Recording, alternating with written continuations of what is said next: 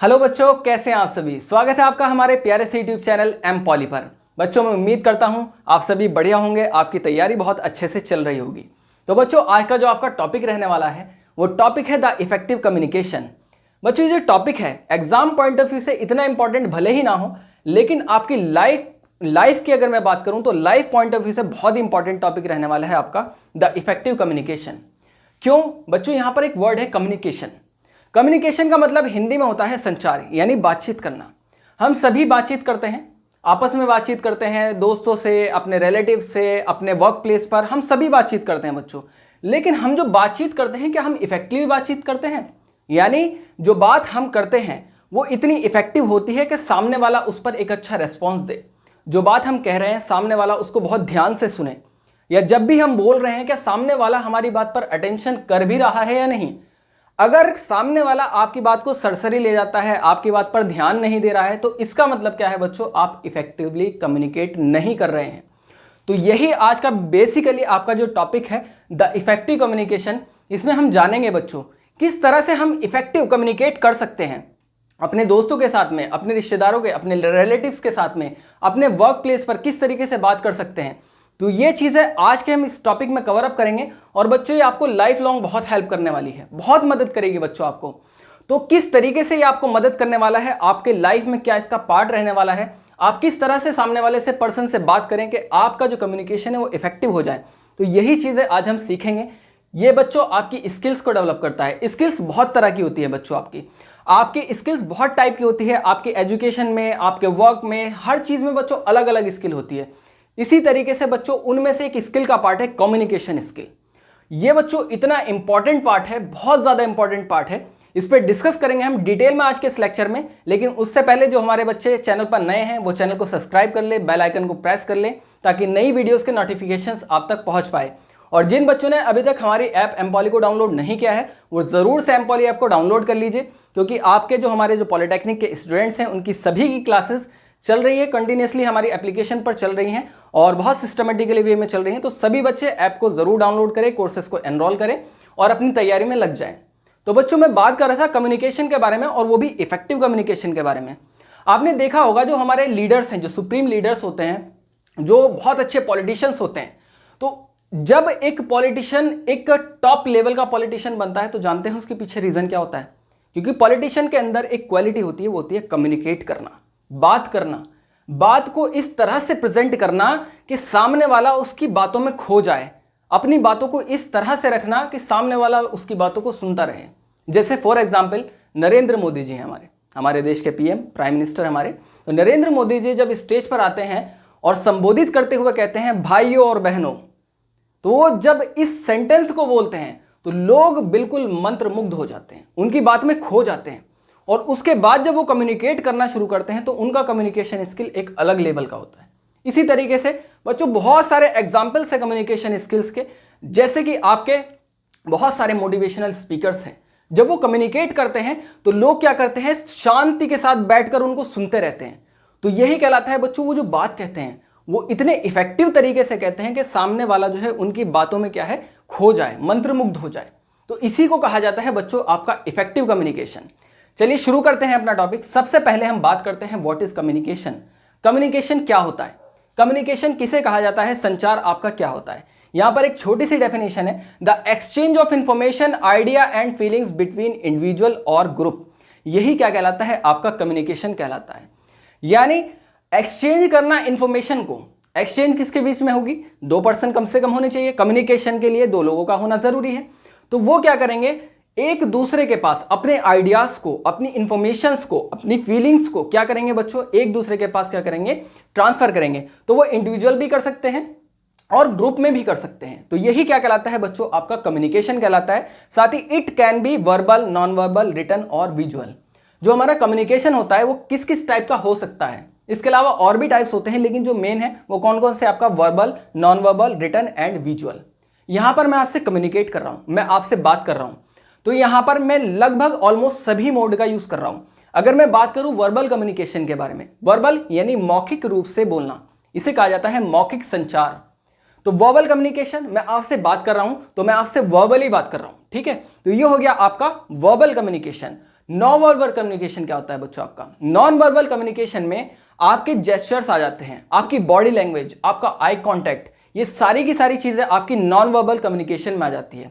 साथ ही written communication, written communication का मतलब क्या होता है? मैं यहां पर बोर्ड पर कुछ भी लिख दूं, मैं यहां पर बोर्ड पर कुछ भी लिख देता हूं। फॉर एग्जाम्पल मैंने यहां पर लिखा आपका कम्युनिकेशन, यहां पर मैंने एक वर्ड लिखा कम्युनिकेशन, कम्युनिकेशन को हिंदी में कहते हैं संचार, ठीक है। तो यहां पर जब मैंने लिखा कम्युनिकेशन, का मीनिंग क्या है? आपका संचार है। तो मैंने कौन से मोड का यूज किया कम्युनिकेशन का? बेसिकली मैंने किया रिटन कम्युनिकेशन का यूज। साथ ही आपका विजुअल, आप जो मुझे देख पा रहे हैं, आप अपने लैपटॉप पर अपनी स्क्रीन पर जो मुझे देख पा रहे हैं, तो ये क्या है? ये एग्जाम्पल है आपका विजुअल कम्युनिकेशन का, यानी विजुअली कनेक्ट होना। जैसे कि फॉर एग्जाम्पल आप वीडियो कॉल पर किसी से बात करते हैं, तो ये क्या है बच्चों? आपका विजुअल, ये कैसा होगा? आपका विजुअल कम्युनिकेशन में आ जाएगा, ठीक है। तो सामने वाला भी आपको दिखेगा और आप उसको दिख रहे हैं और आप क्या कर रहे हैं? कम्युनिकेट कर रहे हैं विजुअली। तो ये कुछ मोड होते हैं कम्युनिकेशन के जिनको ध्यान में रखना होता है, ठीक है बच्चों। तो नेक्स्ट हम बात करते हैं आपका व्हाई इफेक्टिव कम्युनिकेशन मैटर। ये सबसे इंपॉर्टेंट पार्ट है, जो हमारा आज का टॉपिक है उसका बहुत इंपॉर्टेंट पार्ट है, why effective communication matters. Effective communication क्यों मैटर करता है? भाई बात तो सभी करते हैं, बात हम भी कर रहे हैं, बात और लोग भी कर रहे हैं, लेकिन इफेक्टिवली कम्युनिकेट करना क्यों मैटर करता है? रीजन क्या है? रीजन क्या है? रीजन मैं आपको बताता हूं। अगर आप इफेक्टिवली कम्युनिकेट करते हैं तो कुछ इंपॉर्टेंट रीजंस हैं जो यहां पर मैंने मेंशन किए हैं, जिसमें आपका बिल्ड स्ट्रांग रिलेशनशिप्स। अगर आप इफेक्टिवली कम्युनिकेट करते हैं तो ये क्या करता है? आपके जो रिलेशन हैं उनको क्या करता है? स्ट्रांग बनाता है। फॉर एग्जाम्पल आप किसी ऑर्गेनाइजेशन के हेड हैं, ठीक है, और आपके ऑर्गेनाइजेशन में बहुत सारे वर्कर्स काम कर रहे हैं, ठीक है। आप क्या करते हैं? सिर्फ उनको काम दिए चले जा रहे हैं, काम दिए चले जा रहे हैं, काम दिए चले जा रहे हैं। आप उनसे कभी भी मिलते नहीं हैं, आप उनसे बात नहीं करते हैं, सिर्फ ऑर्डर देते हैं और काम कराते हैं, ऑर्डर देते हैं और काम कराते हैं। तो इससे क्या होगा? आपके जो कर्मचारी हैं वो नेगेटिव फीडबैक देना शुरू कर देंगे आपकी कंपनी के बारे में भी और आपके बारे में भी, कि यार बहुत ही बेकार व्यक्ति हैं वो, तो उनकी जो कंपनी है उसमें कोई भी वर्क करके कभी खुश नहीं रह सकता। इस तरीके से आपकी कंपनी का भी जो वैल्यू है वो भी डाउन होगी और आपका भी ऑटोमेटिक नेगेटिव फीडबैक जाएगा। भले ही आप कुछ ना करें, आज सिर्फ क्या कर रहे हैं? उन्हें वर्क दे रहे हैं, वर्कलोड दिए जा रहे हैं। तो build strong relationship. Effective communication क्या होता है? आप जब किसी ऑर्गेनाइजेशन के हेड हैं या आप कोई ऑर्गेनाइजेशन चला रहे हैं, आप टीम लीडर हैं, तो आप क्या करें? आप उनसे बात करें, अपने कर्मचारियों से बात करें, आप जो वर्क उनको दे रहे हैं उनसे उन्हें समझाएं, उनसे उनकी पर्सनल लाइफ से रिलेटेड भी बात करें। सिर्फ वर्क से रिलेटेड बात ना हो, वर्क प्लेस से रिलेटेड भी बात हो, लोगों में क्या चल रहा है, लोग आपस में किस तरीके से काम कर रहे हैं, ये सारी चीजें उनसे बात करने पर ही तो पता चलेगा बच्चों आपको। तो यही क्या होता है? आपको बिल्ड करता है, आपके जो रिलेशंस होते हैं उनको क्या करता है? स्ट्रांग बनाता है। इफेक्टिव कम्युनिकेशन क्या करता है? स्ट्रांग बनाता है। आप उनके विचारों को सुनते हैं, आप उनकी बातों को सुनते हैं, तो ये क्या करता है? आपका क्या करता है? स्ट्रांग रिलेशनशिप बिल्ड करता है। नेक्स्ट है आपका एंश्योर क्लियरिटी ऑफ इंफॉर्मेशन, यानी ये एंश्योर करता है आपकी जो इंफॉर्मेशन है वो क्लियरली सामने वाले तक गई है या नहीं। इफेक्टिव कम्युनिकेशन ये एंश्योर करके देता है आपको। यानी कहने का मतलब क्या है? इसको एक एग्जाम्पल के थ्रू समझते हैं। एग्जाम्पल बहुत ही सिंपल है। एग्जाम्पल ये है कि आपने किसी से कोई रिपोर्ट है, ठीक है, फॉर एग्जाम्पल एक रिपोर्ट है, आपने एक कर्मचारी से कहा कि रिपोर्ट मुझे जल्दी से सेंड कर दो, ठीक है। एक बात तो ये हो गई आपकी, ठीक है, कम्युनिकेट करके, यानी आपने कम्युनिकेशन का यूज किया, वर्बल कम्युनिकेशन का, और आपने उससे किया कि जल्दी से मुझे अपनी जो है एक रिपोर्ट मुझे सेंड कर दो, ठीक है। अब इसी बात को दूसरे तरीके से कहते हैं, ये तो हो गया नॉर्मल वे, जिससे क्या होगा? कॉन्फ्लिक्ट पैदा हो सकता है। अभी इसको दूसरे वे में कह के बताता हूं मैं आपको। दूसरे वे में आप इसी बात को इस तरह से कहते हैं उस कर्मचारी से कि आप जो है मुझे वो रिपोर्ट मंडे इवनिंग 5 बजे तक सेंड कर दीजिएगा, ताकि जब मैं ट्यूसडे मीटिंग में जाऊं तो मैं उससे पहले उसको पढ़ लूं। तो यहां पर क्या है? आपने टाइम लिमिट भी बता दी, आपने मोड भी बता दिया, किस मोड में भेजना है, और आपने क्या किया? एक क्लियर वे में अपनी बात को रखा, जिससे कॉन्फ्लिक्ट होने के चांसेस बहुत कम हो जाएंगे। जल्दी का मतलब वो सोचेगा अभी करना है, बाद में कर दूंगा या थोड़ी देर में कर दूंगा। उससे क्या होगा? हो सकता है जल्दी के चक्कर में उसने जो रिपोर्ट भेजनी थी कोई और रिपोर्ट भेज दी, तो इससे क्या होगा? दिक्कत हो जाएगी। तो इफेक्टिव कम्युनिकेशन क्या करता है? यहां पर मैंने दूसरा जो एग्जाम्पल दिया, पहले वाला एग्जाम्पल में कौन से मोड का? पहला वाला जो एग्जाम्पल था वो कौन से मोड को दर्शाता है? आपका लैक ऑफ कम्युनिकेशन, या हम कह सकते हैं डिसकम्युनिकेशन, उसको दिखाता है। लेकिन जैसे ही आपने इफेक्टिव कम्युनिकेशन का यूज किया, आपने टाइम लिमिट सेट कर दी, आपने मोड सेट कर दिया और आपने अपनी बात को बिल्कुल क्लियरली किया, तो यही क्या करता है, क्लियरिटी दिखाता है इन्फॉर्मेशन की, एंश्योर कराता है जब आप इफेक्टिवली कम्युनिकेट करते हैं। तो कभी भी सामने वाले को अगर कोई आपसे काम कराना है तो आपको मेंशन करने पड़ेंगे, सारे पॉइंट्स क्लियर करके लेके चलें ताकि आपका जो कम्युनिकेशन है उसमें दिक्कत कम से कम हो सके। साथ ही थर्ड आपका है इंप्रूव डिसीजन मेकिंग। ये क्या करता है, आपकी डिसीजन मेकिंग को इंप्रूव करता है। डिसीजन मेकिंग इंप्रूव करने का मतलब क्या है, आपको इसे एक एग्जाम्पल से इसको समझेंगे। एग्जाम्पल क्या कहता है, डिसीजन मेकिंग को किस तरीके से, आप एक टीम लीडर हैं, फॉर एग्जाम्पल आप एक टीम लीडर हैं और आप क्या करते हैं, कोई एक प्लान है जिस पर काम करना है, आप खुद ही डिसीजन लेते हैं, अपने कर्मचारियों से बिल्कुल भी कम्युनिकेट नहीं करते हैं, आपने डिसीजन ले लिया और जाकर कर्मचारियों के ऊपर काम डाल दिया। उससे क्या होगा, अगर कोई दिक्कत आती है, किसी भी तरह की परेशानी आती है, बिल्कुल आएगी, क्योंकि कभी भी एक आदमी अगर किसी पूरे काम का डिसीजन लेगा तो उसमें दिक्कत जरूर आएगी। अब इसी चीज को इफेक्टिवली कम्युनिकेट किस तरीके से करेंगे, दूसरा इसका मोड मैं बताता हूं। एक तो आपने खुद ने डिसीजन लिया और काम को सौंप दिया। दूसरा इसका तरीका, आपके जो कोवर्कर्स हैं, जो आपके सबऑर्डिनेटर्स हैं, आपने उनको बुलाया, एक मीटिंग अरेंज की। मीटिंग अरेंज करने के बाद आपने वो काम डिस्कस किया जो आप काम करने वाले हैं। साथ ही आपने सबको खुलेपन के साथ विचार रखने का मौका दिया कि सब अपने अपने विचार बता सकते हैं। तो उससे क्या होगा, इन द लास्ट आप एक डिसीजन पर पहुंचे, सबकी बात सुनी गई, सबकी बात रखी गई। जब आप लास्ट डिसीजन पर पहुंचेंगे तो वो क्या करेगा, आपकी डिसीजन मेकिंग पावर को इंप्रूव कर देगा। आपका जो डिसीजन होगा उसमें गलती होने के चांसेस बहुत कम हो जाएंगे, लेस हो जाएंगे।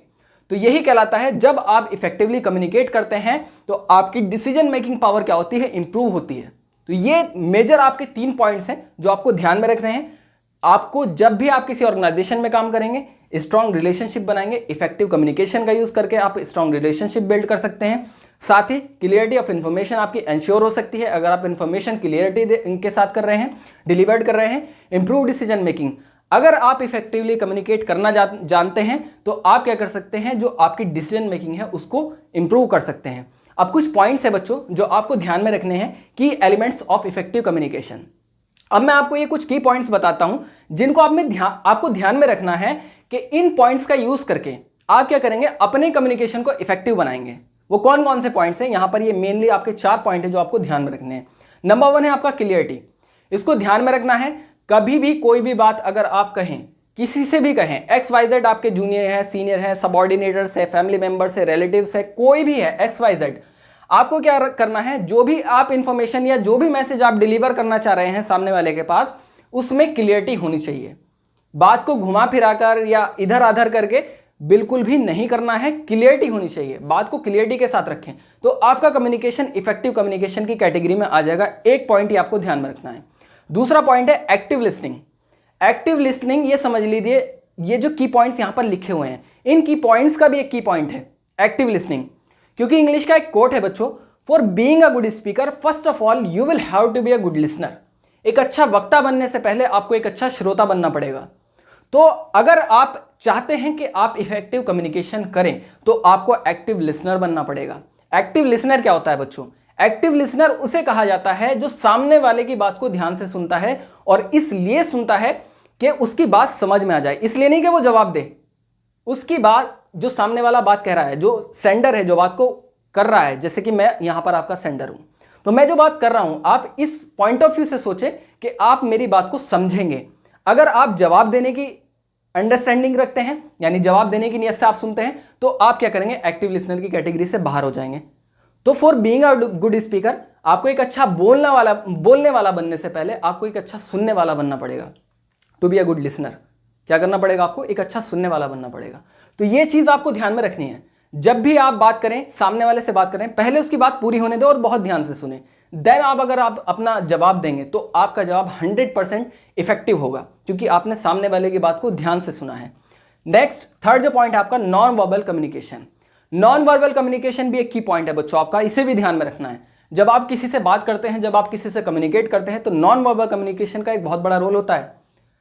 इसको कैसे समझते हैं, इसमें बच्चों आपके जेस्चर्स आ जाते हैं, इसमें आपके जेस्चर्स आ जाते हैं, आपके पोस्चर्स आ जाते हैं, आपकी बॉडी लैंग्वेज आ जाती है, आपका आई कांटेक्ट आ जाता है। ये सारी की सारी चीजें नॉन वर्बल कम्युनिकेशन में आती हैं। फॉर एग्जाम्पल आई कांटेक्ट, सबसे पहले आई कांटेक्ट को लेते हैं। आई कांटेक्ट कहने को बहुत छोटी चीज़ है लेकिन अपने आप में बहुत बड़ी चीज़ है। इफेक्टिव कम्युनिकेशन में तो खासकर बहुत बड़ी चीज़ है। आप किसी से बात कर रहे हैं, बात तो आप सामने वाले से कर रहे हैं और ध्यान आपका उधर की तरफ है या ध्यान आपका उधर की तरफ है, तो इससे क्या होगा, सामने वाला डिसकंफर्टेबल फील करेगा। क्या करेगा? डिसकंफर्टेबल फील करेगा। इससे क्या होगा, आपका कम्युनिकेशन खराब होगा। या आप कुछ बात कर रहे हैं और सामने वाला कहीं और देख रहा है, आप सोच के देखिए, तो क्या आप जो बात कर रहे हैं सामने वाला सुन रहा है, आप सोचेंगे यार ये तो मेरी बात सुन ही नहीं रहा। तो इसी को कहा जाता है बच्चों नॉन वर्बल कम्युनिकेशन, यानी आई कांटेक्ट बनाकर रखें। जब कम्युनिकेट करें तो आई कांटेक्ट का ध्यान रखें। ऐसा ना हो नीचे कर रखी है नजरें या ऊपर कर रखी है हवा में, इस चीज को अवॉइड करना है। दूसरा, जेस्चर्स का ध्यान में रखना है। जेस्चर्स, पोस्चर्स, बॉडी लैंग्वेज, इसको बहुत ध्यान में रखना है। मान लीजिए आप किसी से बात कर रहे हैं और आपकी बॉडी लैंग्वेज तो कुछ और कह रही है और आप कुछ और कह रहे हैं। फॉर एग्जाम्पल, जेस्चर्स, आप जो है खड़े हैं, ठीक है, सामने वाला एक पर्सन आपके सामने खड़ा है और आप उससे बात कर रहे हैं, ठीक है, और बात करते करते आपके जो पैरों का एंगल है वो राइट साइड में है और पर्सन सामने खड़ा है। तो ये किस चीज को दर्शाएगा? आपकी बॉडी लैंग्वेज कह रही है कि चलो यहां से, इससे बात करने का मेरा बिल्कुल भी मूड नहीं है। तो बॉडी लैंग्वेज ये प्रेजेंट कर रही है कि निकल जाओ यहां से। अगर कोई व्यक्ति, आप अगर कम्युनिकेट कर रहे हैं और उसके पांव, जो पैरों का डायरेक्शन है वो आपकी तरफ नहीं है, तो इसका मतलब वो आपके कम्युनिकेशन में इंटरेस्ट नहीं दे रहा है। अदरवाइज आप कितनी भी कोशिश कर लें, उसके माइंड में क्या चल रहा है कि जल्दी से यहां से निकल जाऊं, क्योंकि उसकी जो डायरेक्शन है वो अलग है। तो बॉडी लैंग्वेज बहुत मैटर करती है। साथ ही आप किसी एक मान लीजिए बड़े अधिकारी या अपने सीनियर के सामने खड़े हैं, आप क्या कर रहे हैं, पॉकेट में हाथ डाल के खड़े हैं, ठीक है, तो उससे क्या होगा, ये भी आपकी बॉडी लैंग्वेज को दिखाएगा। बॉडी लैंग्वेज, पॉकेट में हाथ डालना, इसका मतलब आप कुछ छुपा रहे हैं, कुछ सीक्रेट है।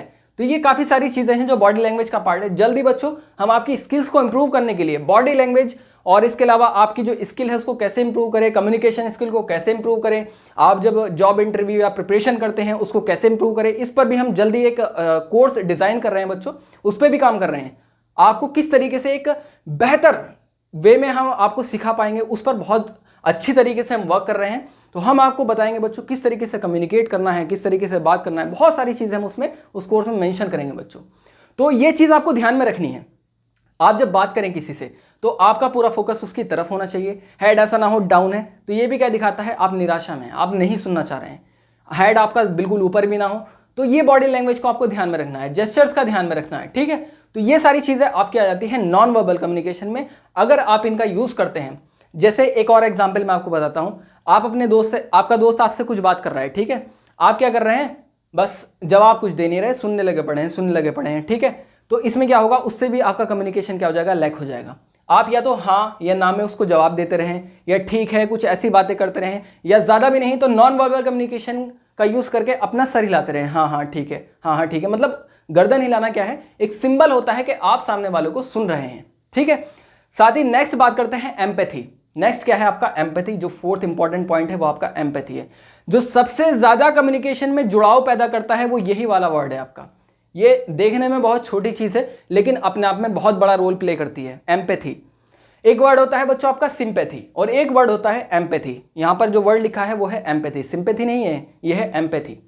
सिंपैथी कहलाती है हमारी सहानुभूति और जबकि एम्पैथी कहलाती है हमारी समानुभूति। हिंदी में थोड़े से टिपिकल वर्ड है लेकिन इन दोनों में डिफरेंस बहुत है बच्चों। सिंपैथी का मतलब क्या है, आपने किसी की कोई प्रॉब्लम सुनी और आपने सरसरी तौर पर कह दिया कि हाँ यार बुरा हुआ, ये है वो है, जैसे कि आजकल न्यूज़ सुनते हैं और क्या है कहकर निकल जाते हैं, ठीक है। लेकिन एम्पैथी क्या होती है, एम्पैथी क्या होती है, किसी की परेशानी को अपने ऊपर रखकर समझकर सोचना, यानी किसी की प्रॉब्लम को खुद के ऊपर रखकर समझकर सोचना, फील करना, यही कहलाता है आपका एम्पैथी। अगर आप चाहते हैं बहुत अच्छे रिलेशन बिल्ड करें अपने कोवर्कर से, अपने रिलेटिव से या अपने किसी भी उसमें, तो आप एम्पैथी का यूज़ करें। एम्पैथी एक पावरफुल इफेक्टिव कम्युनिकेशन में एक बहुत इंपॉर्टेंट रोल निभाता है। तो एम्पैथी अपने आप में बहुत बड़ी चीज़ है। तो आप जब भी कम्युनिकेट करें तो एम्पैथी का यूज़ करें। सामने वाले की प्रॉब्लम को सरसरा ना ले, उसको अपने ऊपर रखकर सोचे कि हाँ यार शायद ऐसा अगर मेरे साथ होता तो क्या होता। तो ये क्या करेगा, आपको एक इफेक्टिव कम्युनिकेट करने में भी मदद करेगा, साथ ही आपके रिलेशन को बहुत मजबूत बनाएगा। तो एम्पैथी बहुत बड़ी चीज़ है बच्चों। तो ये कुछ की पॉइंट्स थे जो आपके इफेक्टिव कम्युनिकेशन में मदद करते हैं। आई होप ये बात आपको समझ में आई होगी। जो बच्चे हमारे साथ अभी तक वीडियो में जुड़े हुए हैं वो वीडियो को जरूर से लाइक कर दें। चलते हैं नेक्स्ट आपका benefits of effective communication in the work place. Work place में इफेक्टिव कम्युनिकेशन के आपके क्या यूज होने वाले हैं, वर्क प्लेस में किस तरीके से इफेक्टिव कम्युनिकेशन आपकी मदद करेगा, क्योंकि आप सभी अभी यहाँ पर डिप्लोमा होल्डर्स हैं और वैसे भी बहुत सारी ऑडियंस है जो हमें सुन रही होगी। आप सभी इन जो भी कर रहे हैं इस टाइम प्रेजेंट में, इन द नेक्स्ट जब आप अपने इन कामों से निकलेंगे तो आप क्या करेंगे, कुछ गवर्नमेंट सेक्टर्स की तरफ जाएंगे, कुछ प्राइवेट सेक्टर्स की तरफ जाएंगे, सबको कुछ ना कुछ काम करना है। क्योंकि मैन जो है बच्चों वो वर्क करता है, क्योंकि घर की जिम्मेदारियां होती हैं सब उसी के ऊपर होती हैं, तो कौन चलाते हैं, आदमी ही चलाते हैं, ठीक है। हालांकि अब जो है बहुत सारी ऐसे सेक्टर हो चुके हैं, अब वुमेन बहुत एक अच्छा रोल प्ले कर रही हैं, तो वुमेन के लिए भी बहुत इंपॉर्टेंट है ये सारी चीजें।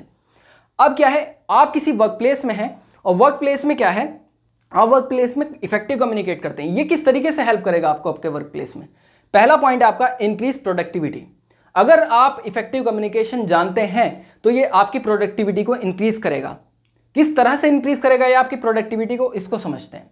प्रोडक्टिविटी को इस तरह से इंक्रीज करेगा, मान लीजिए आप एक टीम लीडर हैं, आप क्या हैं, टीम लीडर हैं, और टीम लीडर के तौर पर आप गए और कुछ वर्कर्स को आपने, जो भी वर्कर्स आपके थे वो काम कर रहे थे, आपने उनको एक काम दिया और क्लियरली उनको मेंशन नहीं किया कि किस तरह से इस काम को करना है। तो इसमें क्या होगा, जो वर्कर हैं बहुत टाइम तो उन्हें ये समझने में लग जाएगा, काफ़ी टाइम, कि इस काम को करना कैसे है, कहाँ से शुरू करें। आपने क्लियरली उनको नहीं बताया वर्क कैसे करना है, बस आपने बता दिया ये काम आपको करना है, आपने ये नहीं बताया कहाँ से शुरू करना है। आपने अस्पष्ट जानकारी दी, आपने क्या किया, उनको क्लियर इंफॉर्मेशन नहीं दी, आपने क्या किया, उनको अस्पष्ट जानकारी दे दी और आप चले गए वहाँ से। तो काफ़ी समय तो इसमें बर्बाद करेंगे आपके जो वर्कर्स हैं कि इसको करना कैसे है, कहाँ से करना है। दूसरा, अगर वो करेंगे भी उसको तो उसमें क्या होगा, कॉन्फ्लिक्ट पैदा होगा, उसमें गड़बड़ी होगी ही होगी। तो किस तरीके से आपकी प्रोडक्टिविटी इंक्रीज होगी? अब इसका अल्टरनेट क्या है, आप इसको बेहतर कैसे बना सकते हैं, प्रोडक्टिविटी को कैसे बढ़ाएंगे? आप क्या करेंगे, बिल्कुल क्लियर इंफॉर्मेशन देंगे, टाइम लिमिट सेट करेंगे, काम को बताएंगे कहां से स्टार्ट करना है, किन इंस्ट्रूमेंट की जरूरत उन्हें और पड़ सकती है या नहीं पड़ सकती है, ये बात उनसे पूछेंगे। देन आप उनको काम स्टार्ट कराएंगे। इससे क्या होगा, आपने टाइम लिमिट सेट कर दी, जो इंस्ट्रूमेंट उनको चाहिए थे वो प्रोवाइड करा दिए, और काम कैसे स्टार्ट करना है वो भी आपने उनको बता दिया। इससे क्या होगा, टाइम भी बचेगा, कॉन्फ्लिक्ट कम होगा और आपका जो काम होगा वो जल्दी हो जाएगा। यही क्या होगा बच्चों, इंक्रीज प्रोडक्टिविटी। यही क्या होगी आपकी इंक्रीज प्रोडक्टिविटी, यानी वो काम बहुत अच्छे तरीके से होगा और जल्दी होगा। इसे ही कहा जाता है इंक्रीजिंग प्रोडक्टिविटी। तो ये मदद करता है इफेक्टिव कम्युनिकेशन आपकी प्रोडक्टिविटी को इंक्रीज करने में। कभी भी कोई वर्क आपको देना है, किसी को भी देना है, तो आप क्या करें, क्लियरली मेंशन करें कि इस टाइप से ही आपको करना है, सारी चीज़ें उसको बताएं। अगर आप एज अ टीम लीडर काम करते हैं तो ये चीज़ आपको मदद करेगी आपकी किसको, इंक्रीज करने में, प्रोडक्टिविटी को। सेकेंड आपका रिड्यूस कॉन्फ्लिक्ट। कॉन्फ्लिक्ट को रिड्यूस करता है कौन, हमारा इफेक्टिव कम्युनिकेशन। इफेक्टिव कम्युनिकेशन ही कॉन्फ्लिक्ट को रिड्यूस कर सकता है। अदरवाइज अगर आपका कम्युनिकेशन इतना अच्छा नहीं है तो आप कॉन्फ्लिक्ट को कभी खत्म नहीं कर सकते हैं। आप कोई ऑर्गेनाइजेशन चला रहे हैं, उसमें दो अलग अलग ग्रुप हैं, वो दोनों के दोनों ग्रुप काम कर रहे हैं और उनमें से एक ग्रुप की आप सराहना किए जा रहे हैं और एक ग्रुप को आप नेगेटिव फीडबैक दे रहे हैं, तो होगा क्या, कॉन्फ्लिक्ट तो पैदा होगा ही होगा ना, बिल्कुल। तो आपने क्या करना है, रिड्यूस कॉन्फ्लिक्ट कैसे करना है, आपको इफेक्टिवली कम्युनिकेट क्या करना है, पहला ग्रुप जो अच्छा कर रहा है उसको भी ठीक से बताना है, और जो दूसरा ग्रुप जो अच्छे से नहीं कर पा रहा है उस ग्रुप को भी आपको मोटिवेट करना है कि नेक्स्ट टाइम बेटर होगा, उसको एनकरेज करना है, उसको नीचे नहीं लेकर जाना है। क्योंकि अब इससे क्या होगा, अगर आप उनसे इफेक्टिवली कम्युनिकेट करते हैं, उनसे बातचीत करते हैं, उन्हें बिठाकर समझाते हैं जो ग्रुप अच्छा नहीं कर पा रहा है, तो इन फ्यूचर जब आप उन दोनों ग्रुप को आपस में मर्ज करके भी कोई काम कराएंगे तो 100% उस काम को बेहतर करने की कोशिश करेंगे। तो ये रिड्यूस करता है कॉन्फ्लिक्ट को। वरना क्या होगा, एक ग्रुप की आपने सराहना की और एक ग्रुप की आपने सराहना नहीं की, तो उन दोनों में भी कॉन्फ्लिक्ट होगा। एक तो उनका मोरल पहले ही डाउन हुआ है, आपने उनको जो है मोरल उनका डाउन कर दिया है, उनकी बुराई करके या उन्हें डांट कर।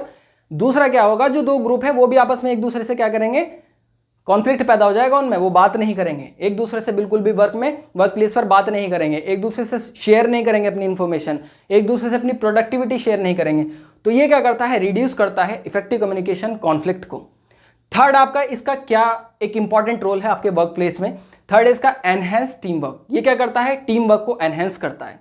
किसको एनहेंस करता है, ये आपके टीम वर्क को एनहेंस करता है। वो किस तरह से, टीम वर्क को इस तरह से एनहेंस करता है, आप एक टीम लीडर हैं और आप क्या करते हैं, कोई भी काम जब आप करना शुरू करते हैं, एक तो होता है खुद से डिसीजन लेना, ठीक है, एक होता है अपने लोगों से मिलकर डिसीजन लेना। आपने क्या किया, सारी चीज़ों का यूज़ किया, सारे मोड का इस्तेमाल किया, सब कुछ सिस्टमेटिकली वे में चल रहा था। आपने क्या कर दिया, आपने लोगों को जिम्मेदारियां दे दी कि आपको ये काम करना है, आपको ये काम करना है, आपको ये काम करना है। अब बिल्कुल सारी चीज़ें बिल्कुल ठीक से की, लेकिन क्या है, वो जो कर्मचारी जिन्हें आपने काम सौंपे थे वो आपस में कम्युनिकेट नहीं कर रहे हैं, अपने अपने काम में लगे पड़े हैं, अपने अपने काम कर रहे हैं। तो इससे दिक्कत क्या होगी, इससे टीम वर्क खराब होगा। वो सभी जब अपने अपने काम को करेंगे, आपने तो ठीक किया था लेकिन उनमें टीम वर्क की क्वालिटी नहीं आएगी। तो आपको क्या करना है, इस चीज को जरूर से मेंशन करना है, सारी चीजें, सारे रूल्स और रेगुलेशंस जो कम्युनिकेशन के, उनको फॉलो करने के बाद आपको क्या करना है, जब वो लोग अपने काम पर लगे तो उन्हें सिखाना है, आपको उन्हें ये बताना पड़ेगा कि आप सभी को आपस में कम्युनिकेट करना है। किसी तरह की कोई प्रॉब्लम आती है मुझे बताना है, या किसी भी तरह का आपके पास कोई आइडिया है, कोई नया विचार आता है काम के दौरान भी, तो आप मेरे पास आए, मुझे बताएं, ताकि हम चीजों को बेहतर कर सकें। तो टीम वर्क क्या करता है, टीम वर्क एक अच्छी ऑर्गेनाइजेशन, एक अच्छे वर्क को बिल्ड करने में मदद करता है बच्चों। तो टीम वर्क इतनी बड़ी चीज है जो कि पॉसिबल कब होता है, जब आप इफेक्टिवली कम्युनिकेट करना जानते हैं। तो टीम वर्क कराना भी एक इफेक्टिवली कम्युनिकेशन का पार्ट है। तो आई होप बच्चों ये जो की पॉइंट्स थे जो मैंने यहां पर आपको बताए हैं आपको समझ में आए होंगे। तो ये कुछ इंपॉर्टेंट की पॉइंट्स थे, आप इफेक्टिवली कम्युनिकेट करके किस तरह से अपनी स्किल्स को बेहतर बना सकते हैं, क्योंकि कम्युनिकेशन स्किल मैंने आपको बताया बहुत इंपॉर्टेंट पार्ट है। दो देशों के बीच में युद्ध भी रुकवा सकता है। अगर कम्युनिकेशन स्किल इतना अच्छा है तो दो देशों के बीच में क्या कर सकता है, युद्ध रुकवा सकता है। तो कम्युनिकेशन एक बहुत बड़ी पार्ट है। तो इफेक्टिव कम्युनिकेशन अगर आप चाहते हैं कि आप इफेक्टिवली कम्युनिकेट करें, तो कुछ पॉइंट्स जो मैंने आपको बताए हैं बच्चों, उनको लाइफ में लाइए, उनको इंक्लूड कीजिए लाइफ में अपनी, और इस तरीके से आप क्या करेंगे, अपने कम्युनिकेशन को बेहतर बना सकते हैं। तो ये आपको हेल्प करेगा आपके लाइफ की हर स्टेज पर कि आपको किस तरह से इफेक्टिव कम्युनिकेट करना है। और भी वीडियो इस टाइप की मैं लेकर आता रहूंगा आपके लिए, और भी इन टॉपिक्स पर हम चर्चा करेंगे। तो बच्चों आज का जो टॉपिक था ये कैसा लगा आपको, वीडियो को जरूर लाइक करें, ज़्यादा से ज़्यादा शेयर करें, कॉमेंट में जरूर बताएं। तो जो भी बच्चे हमारे चैनल पर नए हैं वो चैनल को सब्सक्राइब जरूर कर ले और बेल आइकन को प्रेस कर ले, और हमारी ऐप को जरूर से डाउनलोड कर लीजिए, क्योंकि जो भी हमारे पॉलिटेक्निक के स्टूडेंट्स हैं उनकी सभी की क्लासेस यहाँ पर कंटिन्यूसली चल रही है एमपॉली पर। तो अपने कोर्सेज को एनरोल करें, पढ़ाई में लग जाएं, मेहनत करते रहें, कीप ग्रोइंग, कीप लर्निंग। मिलते हैं आपको नेक्स्ट लेक्चर में। आज के लिए इतना ही, थैंक यू।